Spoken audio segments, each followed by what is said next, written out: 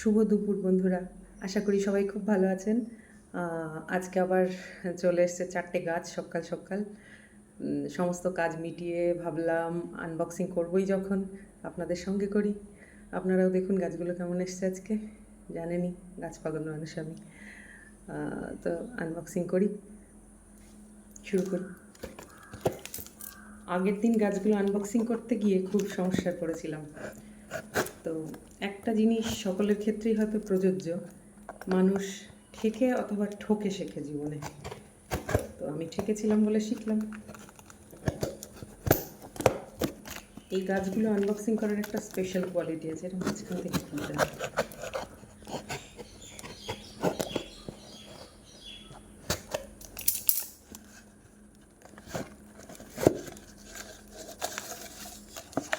এটা হচ্ছে এরিকা পাম।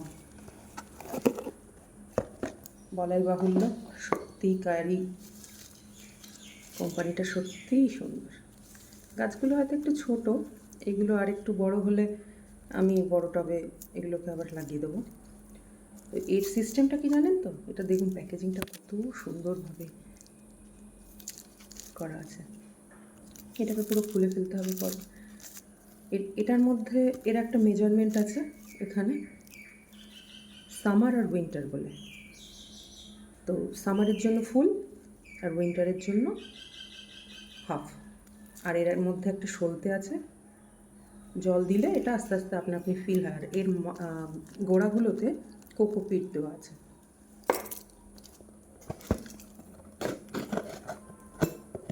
আপনাদের বোর না করে তাড়াতাড়ি গাছগুলো খুলে ফেলি।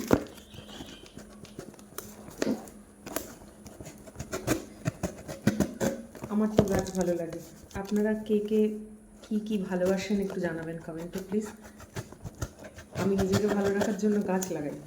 আপনারা কি করেন জানাবেন কমেন্টে, অবশ্যই জানাবেন প্লিজ।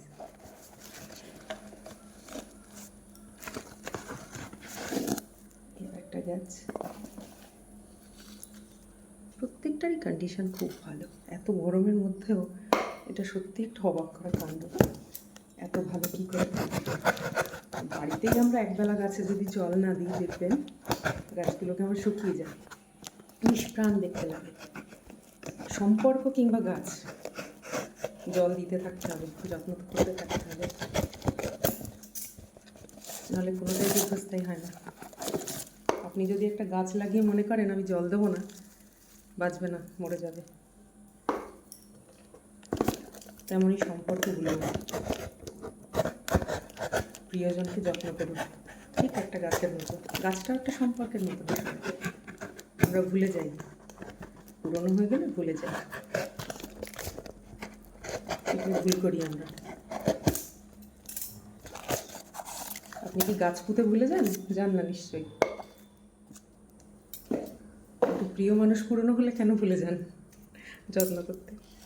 দেখুন এটাও খুব সুন্দর। ভালো থাকবেন সকলে, নিজের যত্ন নেবেন, নিজেকে ভালো রাখবেন, সুস্থ থাকবেন, ভালো থাকবেন। নমস্কার।